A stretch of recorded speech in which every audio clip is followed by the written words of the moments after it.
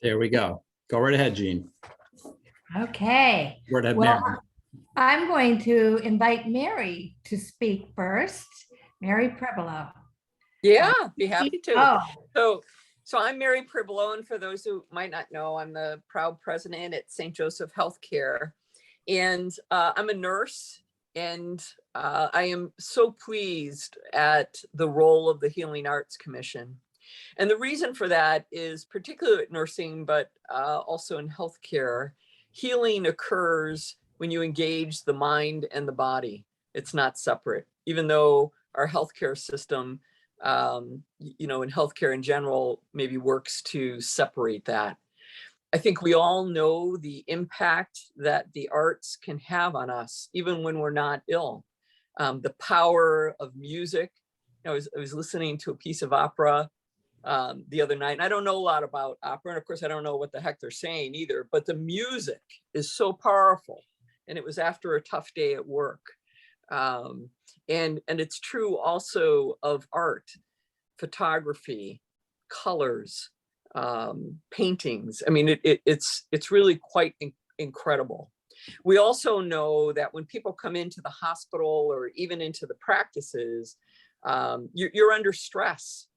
And the more that your body is under stress, which produces inflammation, it starts to produce hormones, maybe inhibit cytokines that can either heal or not. The more it impacts your individual healing and your ability to be better. Stress is good on a short term, but not on a long term. So, the concept was around bringing the arts into our community. And, and I remember starting with Deb Dahl when she came in to do some renovations and saying, that we really need to bring nature into our organization. And then there were others, Katie Schaefer, there were so many at the beginning that bought into this idea and volunteered to say, yes, we agree with you. We believe in the power of art in all of its forms, and we want to help you do this. We had someone who donated money so that we're able to put up art in a patient's room. If you've ever been a patient, and if you've had to lay in bed for a period of time, it's really pretty stark if you're just looking at that wall or watching that TV. And to be able to have someone come in and say, what piece of art would you like to look at today? And we've been able to do that. And we can do it in a way that is, has infection prevention. So it's put into plastic and all that kind of thing. So if you want to see a puppy or you want to see the ocean or whatever it might be, and you can change it out as many times as you'd like. Incredibly powerful, again, for someone who's trying to heal and to get better. I'll also just add, and this is to Jill, who's going to be presenting it to us tonight, because I find it fascinating to hear the artists talk about, how they develop things, because it's so far from what I can do. But Jill, just so you hear about the impact, there's been 2 occasions I've been down at 900, and I was there again today. And, we certainly understand the impact that your art has on the patients who come into the facility. So I can't tell you how many times I have seen there, and also in the CAM building on the 2nd floor, where patients who are waiting to be seen, you're nervous. I don't care if you're, used to seeing your primary care doctor, your blood pressure is going up, you're nervous. And they're looking at the art and they're smiling, they're having conversations. So on 2 occasions I've gone over, and on one of them, one of our housekeepers was nearby and she was looking over at some of the art. So I knew her and I said, gee, what do you think? She goes, I love this art. And we started to talk about which one was our favorite. And, how, maybe if Santa Claus was ever good to us, maybe someday we would get one of these paintings in our houses. But in the meantime, we get to see them at work. And the joy that it was bringing that housekeeper every day. She said, I make a point of coming over here and walking by and looking at this art. And I see other patients doing the same. I'll share one other story where we have an art exhibit up in our, again, in our CAM building on the 2nd floor, where patients come to for pulmonary and for cardiology, and sometimes they're very ill. But there was an evening that I was leaving, it was around 7:30, And I see, again, one of our housekeepers down at the end of the hall, so, you know, looking at the paintings going from one to one. He said, you know, I just read about this today, that there was going to be this showing here. And he said, I'm taking my break in this area because it's calming me down and I'm able to take a deep breath and it's bringing me such joy. He said, I'm going to try and come here every time. And again, we talked about which one was our favorite. And so many employees, along with the patients, who have to walk a little bit slower down that hall, and they have an excuse now to stop. So again, thank you for all the people who have volunteered, Jean, for your leadership in bringing this together, and for our artists who come and share their talent. But please hear the impact that you're having on our patients and our staff, especially during these difficult times that we've been in over the last 2 years. So I'll turn it back over to you, Jean. Well, thank you, Mary. Thank you. That was very meaningful. And I agree with you completely, as you might guess. Yeah. I am so delighted and honored to introduce to you tonight one of Maine's most prominent landscape and figurative artists, Jill Hoy. As you have heard, I'm a member of the Healing Arts Commission and have been asked to introduce Jill to you since I was the person who introduced her to the commission. I have known Jill for years and, like many, knew her work long before I knew Jill. Those who know me know that I am a painting junkie, but there are worse addictions. You know that one of Jill's paintings was the first and really the only one I bought with a payment plan. In other words, I was young and could not afford it, but I loved it so much that I had to have it. And I still do. One of the best things I ever bought in my whole life. Since then, my husband and I have added 4 more Hoys. They are just that delicious. I met Jill for real a few years after that when I screwed up my courage and asked her to be a holiday card artist for my firm. She was ever so gracious and generous then and continues to be so to this day. I was asked, in the interest of time, not to read the information on the slide, but a couple of things bear repeating. She resides most of the year in Somerville, Mass, where she lived with her husband, the late and truly great John Imber. But she has called many places her home, from California to New York City, California, where she went to school, and parts of Connecticut. The most important place she resides from our point of view is Stonington on Deer Isle, Maine, where she has been summering since spring, where she has been summering since she was 10 years old. Now, fortunately for us, her summers start in the spring and extend into November. Jill's work is held in many important collections across the globe. We are truly graced to have her with us tonight, since her presentation is big, beautiful, and robust, like her great painting style. I will stop talking and waste no time in turning the screen over to her, except to say, if you have any questions, please put them in the chat box. That's how we're handling questions, so she can get through all her images. And I will do my best to toss as many as I can to Jill, who will answer them for you. Jill, you're on. Okay. Hi, everybody. Thank you for coming. Let's go to the next image. And well, what inspired me to become an artist, figurative paintings, that's our agenda. Let's go to the next one. So I'm pretty heavy on Maine time-wise these days. So I'm now a Maine resident. And what inspired me, having grown up summering on Deer Isle, I was surrounded by a lot of older artists who were friends of my parents, and I was looking at their work from pretty early on. Both my parents separately loved art, had done it, collected it, despite very little means on my mom's part. And she really valued it, and they cut art out of the school in 8th grade, and she knew it was important. So she found someone who had gone to Yale grad school, was a powerful painter, and she really mainlined it into me as throughout my life. became a friend and mentor, probably taught me more than anyone. Joanne Falbo from Pittsburgh, who lived in Connecticut when I met her. So let's go to the next. This is, by the way, Cape, that was Cape Elizabeth, where I paint each year for a land trust down at Two Lights.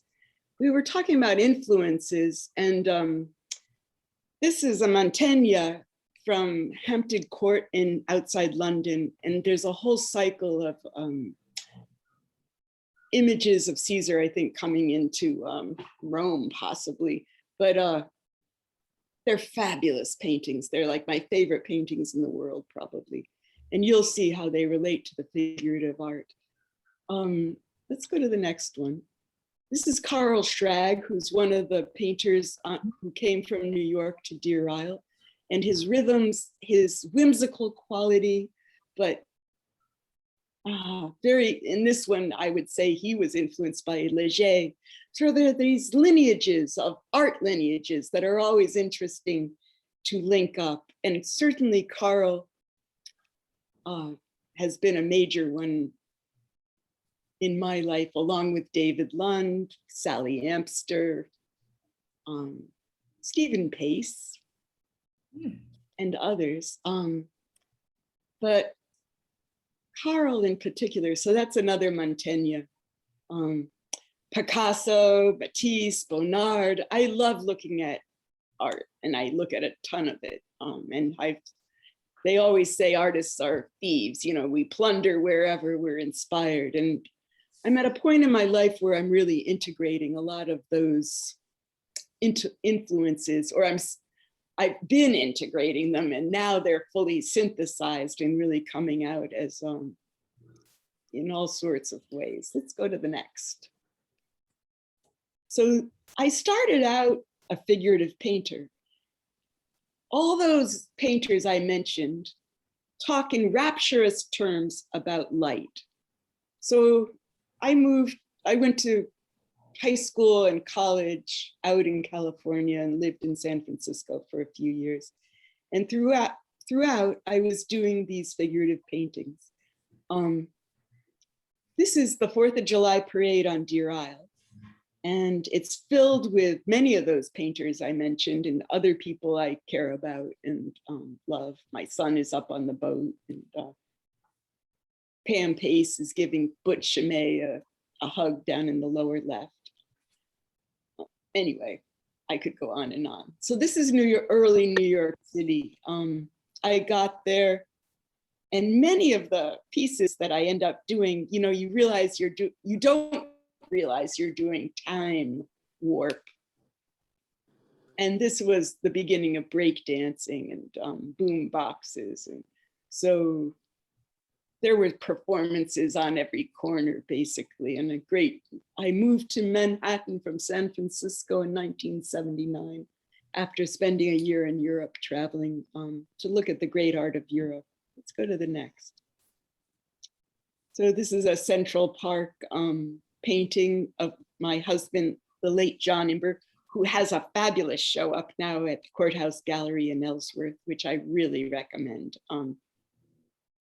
So that's John with our son, Gabriel. And you'll find that, well, if you know my figurative work, Gabe features regularly in it throughout his life.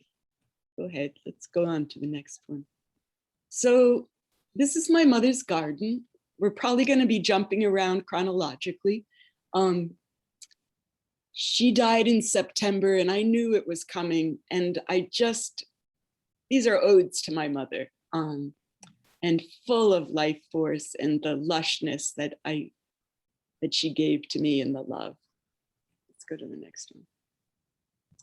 So this is is me painting in Cape Elizabeth, and it reminded me of Northern California, this shot. And I particularly love this painting of me painting. I'm a plein air painter. I work in oil, and I don't have the most concise setup.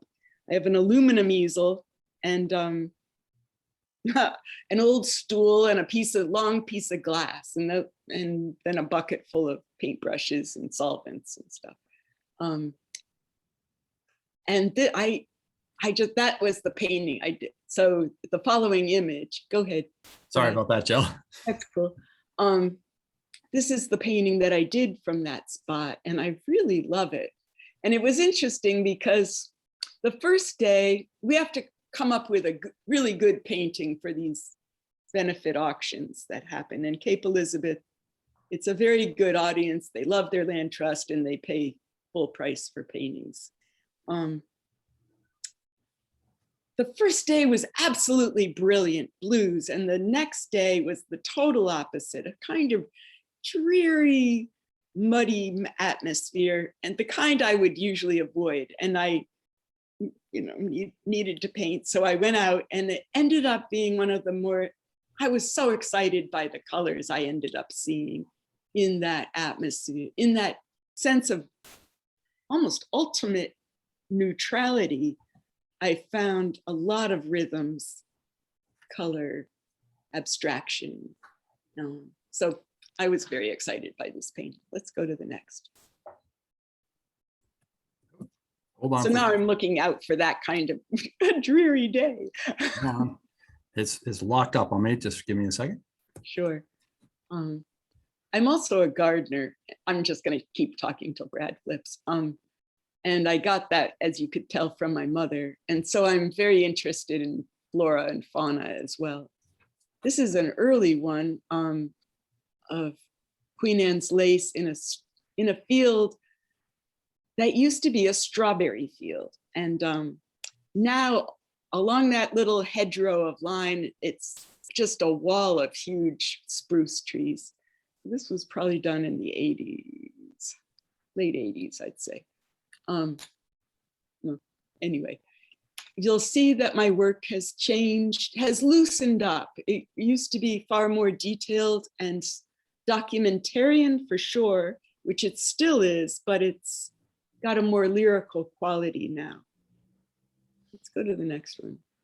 This is a college painting. I was influenced by Diebenkorn in college, who's a California painter.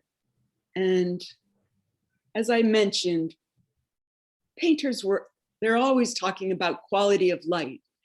And my mentor had said, light will be very different in California than Connecticut, than Maine, than France, but I hadn't seen it till I was bouncing back and forth between Maine and California. And I started to see it, looking at light on stucco as compared to light on New England clapboard. And the spectrums of color you'll get up in the reflections. So this is a huge painting of where I lived my senior year in Santa Cruz, which was a fabulous old stucco California place. All right, let's go on to the next. So this is Stonington, the premier view in town, world classic. I often think of the Cézannes looking down over Marseille. It's in the fall when the light is lower and it hits the water and just dazzles the whole bay. We have an archipelago of islands, as you guys probably know, and with Isla Ho, the mountain in the background. Let's go on to the next. And this is the heartbeat of Stonington, or was. Genevieve used to live here, and Mitchell. And she once said to me, geez, if I'd known how many kids I'd have running in and out of this house along the road, being threatened to be run over or fall into the drink, I'd never have bought this house. But it was just amazing. And that's Andrew Gove's house across the way. Both of whom they've all died. And I'm happy to have documented my history of Stonington and Deer Isle, because a lot has changed, as we all have watched. But it's an important island painting to me. This is at the west end of town, And this is, I call it my Stonington Matisse. It's an old apple tree that just holds Stonington Harbor. I couldn't have dreamed up a place that was more perfect for me compositionally and spirit-wise. I was in heaven painting this one. Let's go to the next. This is another great Hawaii. This is my backyard. I collect various rowboats. So the backyard is sprinkled in boats. And my dad also did that. So I have a couple cats. I love doing mackerel paintings. It's a ritual of mine, seasonal ritual. And well, it's my backyard with a little help. I don't have a water view, but I transposed, as painters may, a local scenario onto my backyard. So this is Viola in the pea pod, pea pods being double-ended rowboats. Go ahead. This is a little farther, that's the same island as in Viola in the pea pod. There's a wharf that juts out over towards Sand Beach, which has phenomenal rocks off of it. And let's keep on going. This is my backyard. Well, minus the house beyond the trellis. Also same pea pod figuring prominently. I always wanted a red roof, and I got myself one lately. Let's continue. We have a pond at the end of Indian Point Road, which is across the street from me, called the Ames Pond. And it was the old Ames family. It was 2 brothers and 2 sisters, and this was their ice pond. And back in like the 20s, somebody dropped a few lily pads on it, and they really took off. So now it's rimmed by cattails, and it's a very meditative place that you can see why Monet spent the second half of his life painting lily ponds. They just change and hold light and shimmer, and the colors and the reflections are just remarkable. So this is a soft day one after a fog has burned off. And grasses and rhythms, as you can see in this one. This is yellow loosestrife blooming above the Stonington Harbor. Yeah. Again, the lily pond on a more brilliant day. I went down to Camden a couple weeks ago for the Camden Library Paint.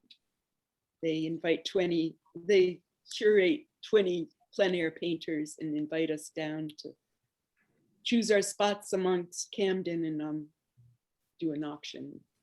So and it was the same day as the Camden Cup race, and there are these parades going by. Let's go to the next one, of the most splendid boats, and they're preparing here. So this is the context and the painting. This was the first one at the Cape Elizabeth Land Trust when I said it was a day, just a jewel-like day. Go ahead, let's continue.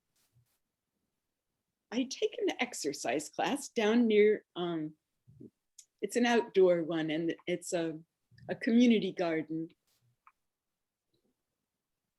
And there's a huge angelica blooming there, which I looked at every time I went, and I just loved its figural quality, and finally just decided to do a small painting of it. And this is it. It just gave me such pleasure. I have a lot of Quimper, and I wanted to do again a sort of seasonal ritual painting, which involved the flowers of the moment, the strawberries, the watermelon, the poppy, just sort of a seasonal totem. I was asked to do a commission, and so here I am exploring the spot, painting on site. Again, my gear, my setup. Let's continue. this is down in Camden. The tall ships were in, and it was, you know, sometimes, often I'm painting places that people don't see me, but there are Jill Hoy sightings, and it's really fun to talk to my public at that spot, you know, while you're in action, and I really don't mind it. And the kids were phenomenal. They said the most intelligent things of all. And you're a very graphic artist, I see, one little kid said, which was great. Go ahead, next one. This is another Camden painting of the end of the cup races. People were leaving, but the harbor was just totally full. This is another one. Keep going. And this is the promenade of the just splendid boats with banners waving. It reminded me of a Raoul Dufy, French painter, post-impressionist, who did a lot of this sort of fete, and it was a fete, preliminary to the race. Next one. Oop, next one. Next one. Sorry about that. John, my late husband, died in 2014 of ALS. And I really didn't have it in me to paint after that for quite a while. He died in April. And in the fall, there was a situation that got me painting again. And this was the second Recording painting. in progress. This was the second painting after that. And it just flew out of me, and I just love it. Oh, Jill, if I may, just for 1 second, if you're able to, could you please mute everyone, please mute, so we don't have that feedback. And it may be Mary Hollister. I think you just joined us. If you could do that, that'd be great. Sorry about that.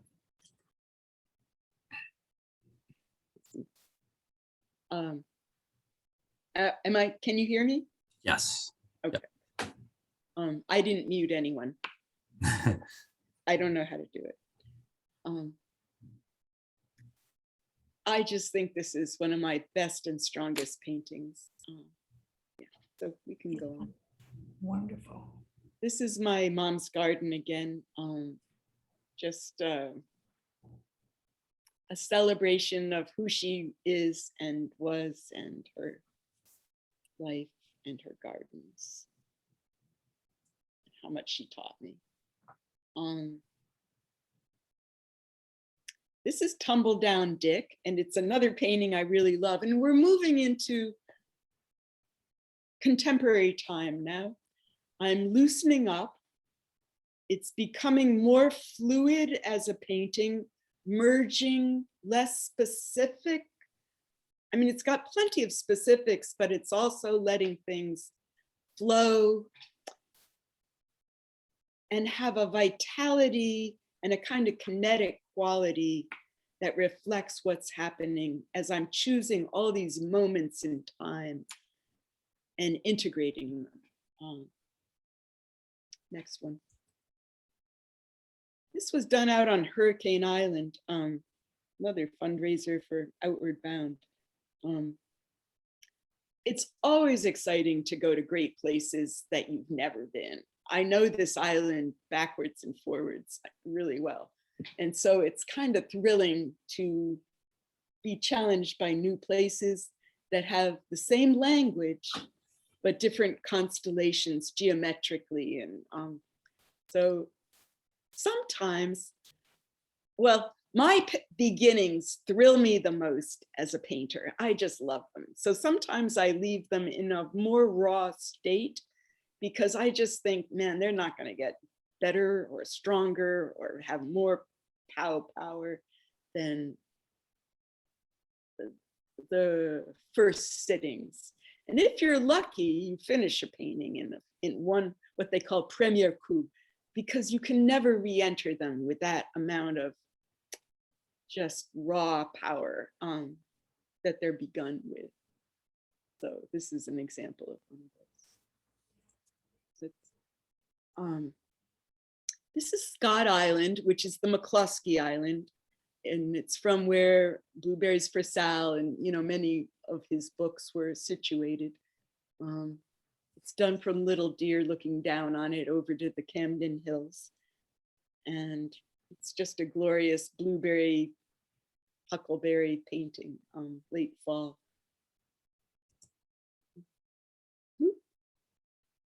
We may have done a few of these twice. My fault. Go ahead. No, I may have inserted them more than once. Again. Alright. I don't know if any of you remember Peter Max, but this always reminds me of a Peter Max painting. It's whimsical. It's a cove that a friend of mine used to live on, and I would visit regularly, and I would look out at the cove and think, well, there's really nothing here for me to paint. Well, then I realized what fertile ground it was, and I just let myself paint there, and man, I got some wonderful paintings from that spot. So you never know. You might think you can assess a spot before you work there, but not really. This is quite a huge, it's a 40 by 60 inch painting, big for me. Big, it's about as big as I tend to work plein air. And it's one of the favorite, I've run a gallery for 30, maybe 38 years now in Stonington. And so I get a lot of feedback from people flowing through here, and it's one of the gallery favorites at this point. All right, next one. Jill, is it behind you? Yeah, it is. And this one, I really like a lot. This is the fort. It's out at Fifield Point in Stonington, which is off Burnt Cove. And very hot days.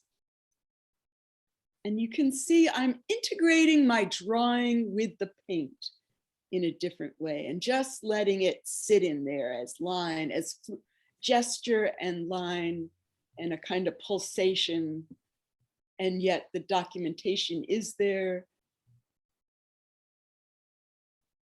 Yeah, so next one.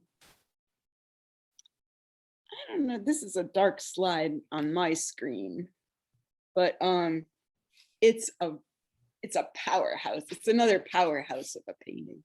It's Flaming Aspen on the Barren, and it's an old blueberry road that's been overgrown that rises up into the Barren and over in Sedgwick. With this, yeah, and this is an early one. I don't know if you can tell comparing those two how it's changed, but this whole series, I spent a whole fall in this field exploring it one year and realized that you can work wet into wet without getting mud. I think I used to let things dry out till I went on to my second and third sittings, but you don't have to. You can get tremendous depth just working wet into wet paint and maintain the stroke. I use medium. I'm not a heavy oil painter. Like the surfaces are thin. And so I managed not to get mud, as you can see. It's a wonderful field, and they only painted, like this time of year, I'm basically trying to not race around, but I'm racing the mowing machines that, mow people's fields. And this one, they would leave it every 2 years, say, and then they would have it mown, which was great because you got to see all these natural rhythms that would develop and find structure out of chaos. Next one. Stonington is a quarry town and built on granite. So this is an old quarry that is up behind my house. And some years I live here year round, and this was 24 degrees, and the paint worked fine, and so did I. So it's quarry and squall. Yeah. Go ahead. Now we're going to circle back to the figuratives, possibly. Is that true? This is a very early one in college. It's a lithograph. And it just came out sometimes, well, often with the figurative paintings, which are studio paintings, you might start with a kernel that you know, and you don't know what's going to come out. And this one truly came kind of out of left field. And we continue. This was the beginning of it. And the previous one was the second rendition drawn over this preceding lithograph. Continue. So this is called The Catch. And it's a good example of not knowing where you're going, but ending up somewhere pretty phenomenal. That was my dog and my cat. My niece is on the lower left being protected by a barn owl. My brother is a fisherman and is really excellent fisherman. I had been going to the New York Academy of Art in New York City and drawing skeletons. The woman has something to do with my mother. And the barn is from Deer Isle up the King Row. It's the back of a Bernie Scott's barn. So it's an amalgamation of things that had meaning to me and the heart flower my boyfriend had given to me. So it's a much beloved painting. This is a much more recent one. So the previous one was done in the 80s. And this is from an island fete, the opera. We have an opera house and it commissions performances periodically. And Allison Chase of Polobolis had been commissioned to do a dance performance in the Oceanville Quarry, which is like a Greek amphitheater. And Ricky Weed, who runs our backhoe, was there, and he was dangling dancers from ropes made out of inner tubes and tires tied together, and chainsaws were coming down the quarry edge on motorcycles roaring, and it was, the whole town rimmed it. And this is pretty much the painting that came out based on drawings, memory, speaking to that event. This is another one that spoke to, I tried to pick out ones that were fairly Maine-centric. This is the finale at the 4th of July of Up Above Town. So you saw plein air paintings done above town, and this is a figurative one developed. I often watch the fireworks up there. Opera House also, this is a long triptych. I think it's 104 inches by maybe 40.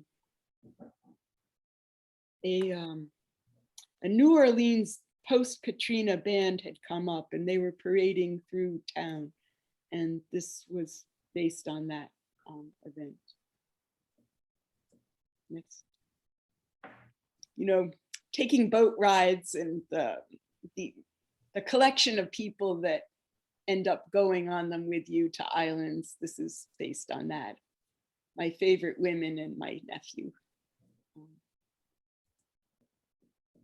This is the Boston promenade along the Charles River. As you probably know, there's a running event that happens, and it was kind of based on that loosely. And this is based on the steps of the Met in New York City, which is a circus in itself. Like, what happens?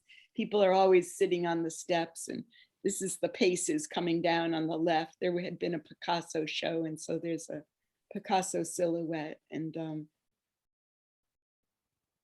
yeah. Continue. So this is the skating party that Jean had commissioned, or not commissioned, but she used on her holiday card one year when we met each other.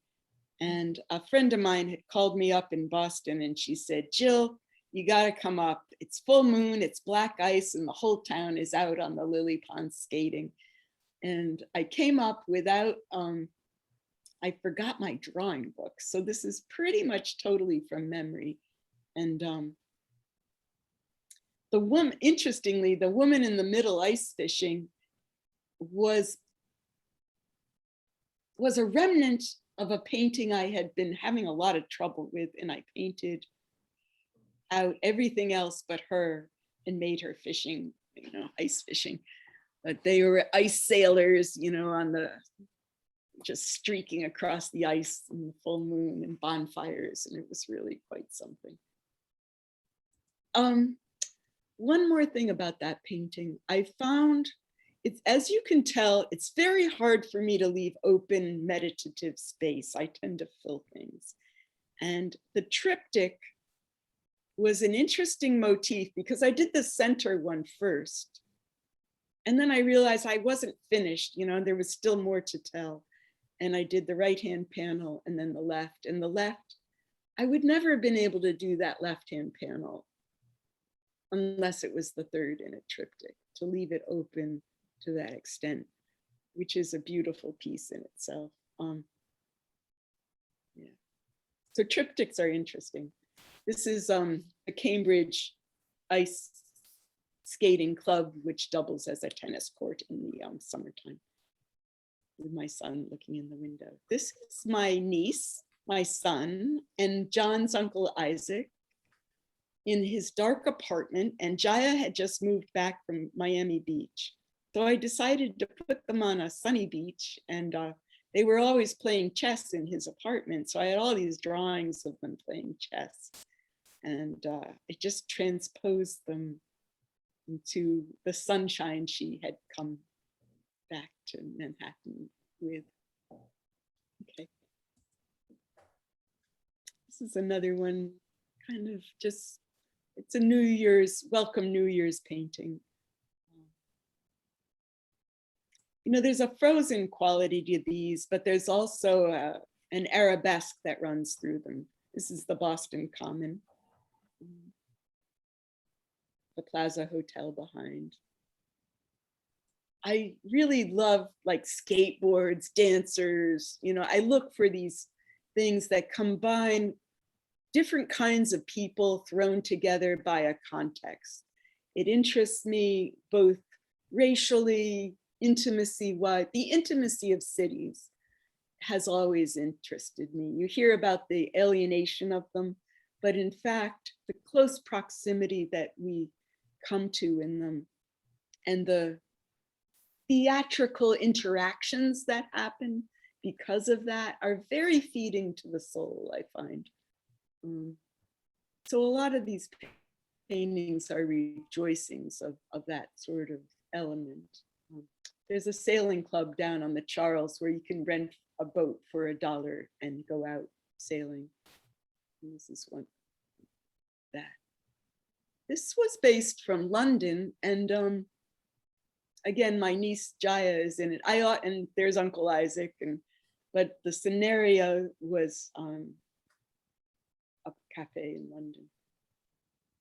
Let's go to the next.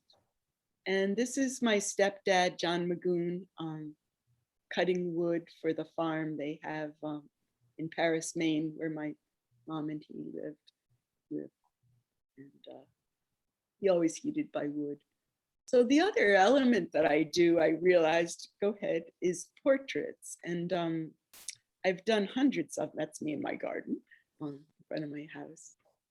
And we can just move through these pretty swiftly, but this is a big painting.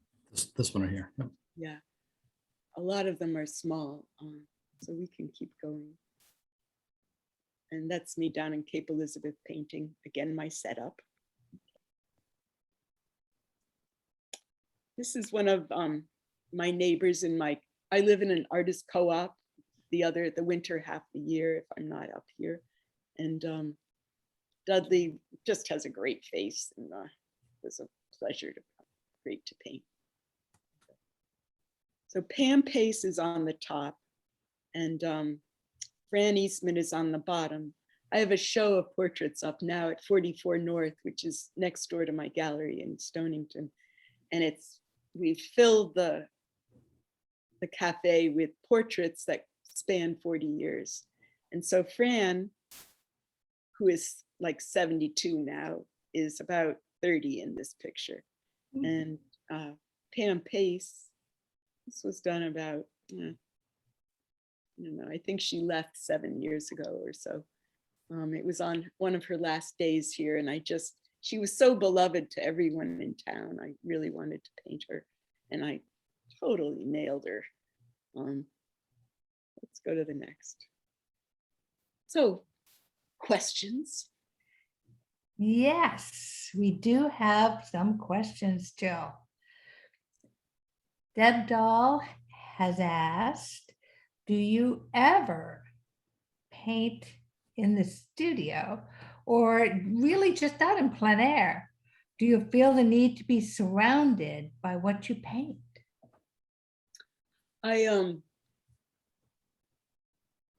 Well, all the figuratives are done in the studio. Those are studio paintings, and all the landscapes are done outside. And I'll take my painting home at the end of the day and I'll troubleshoot it. I'll put it up on the wall at my house and I'll just see what's wrong with it, what I need to keep working on, what's weak. And really that's the telltale when you get it on a white wall, either in the gallery or at home, just to see what's going on. Because often, and this happens a lot with the portraits, I think I've really got it. And then I step back. Well, I'm always stepping back from my plein air paintings, but the real telltale is when you get it on a wall and see how it's done. And then I always bring them in eventually to the gallery and look at them in the context of each other. I'm not sure if that answered your question. I think so. Katie Schaefer writes, it is such a special thing to see all these pictures and to hear Jill talk about them so lovingly. I do like my paintings. And you're always excited by the new, not always, but when I get one, I really think, oh yeah, this is where I'm going. It's just thrilling. I love my life. I have a really good life. And That is really great. So I was inspired to ask a question because of Katie Schaefer's comment. I know that you struggle with being a painting junkie yourself, but if you have a much beloved painting, do you have trouble letting go of it?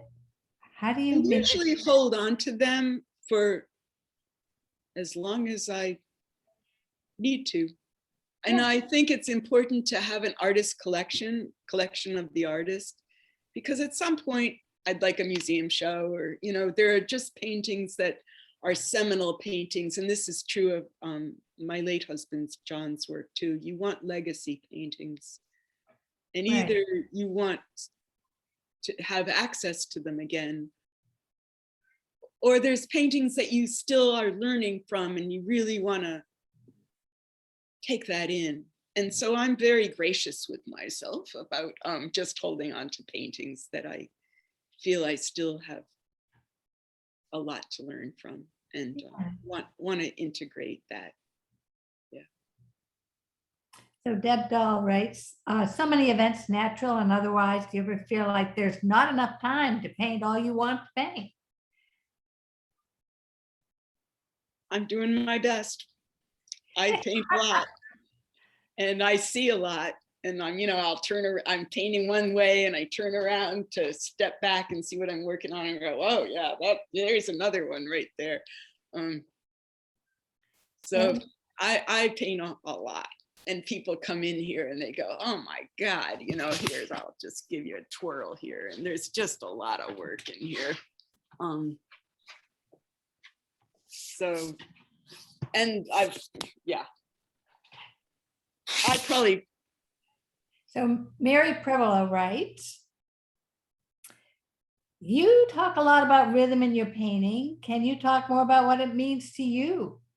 You mentioned looking for structure and chaos is the goal. I love that question.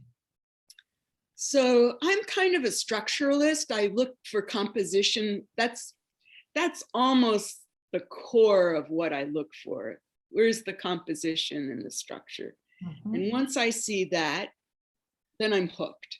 And if I don't see it, whether it's a nice scene or whatever, it won't take me in.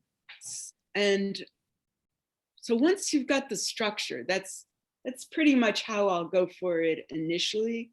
And then I'll start to work with the rhythm and the color, and then weaving in rhythms and movement and swoops and how things play and pulsate. And the effect is a very vital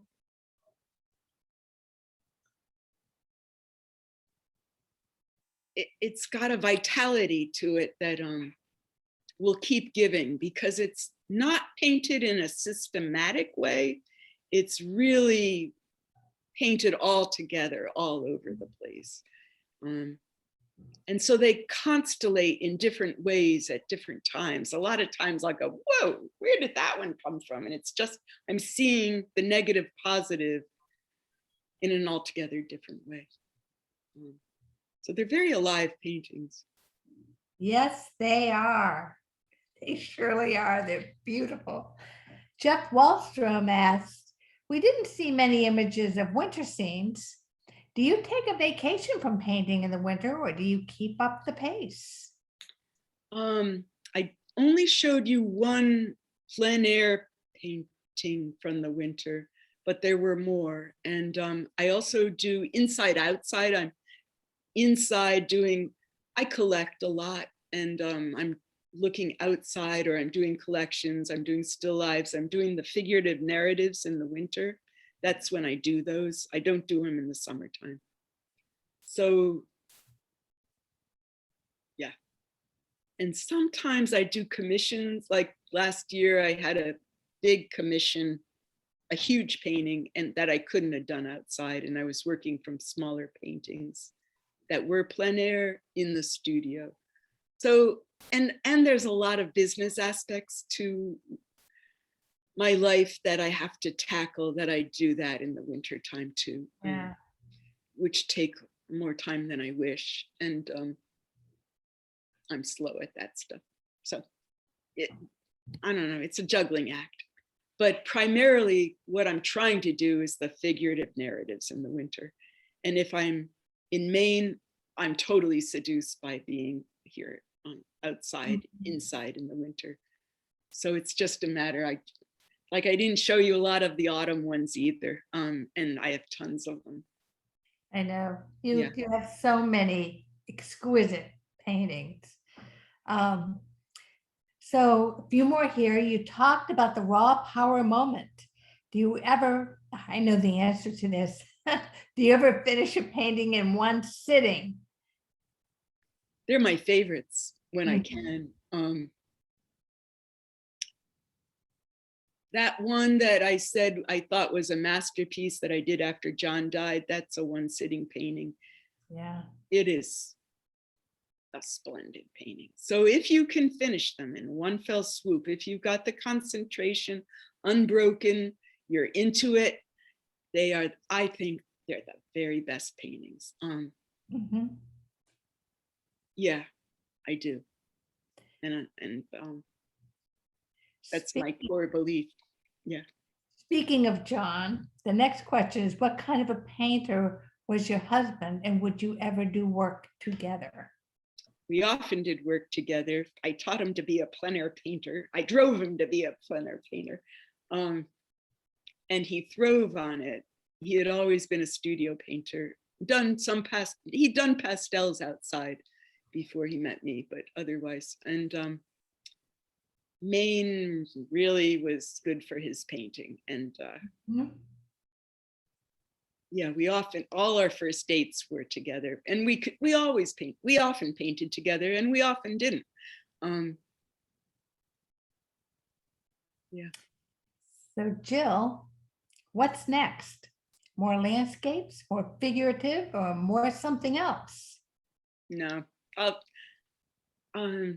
I evolved slowly and like in a spiral. John would just like iconoclastically, like, I've done that, I'm done, and move on to something totally different. But I evolve within the context of my chosen venues. And I really love painting Maine landscape.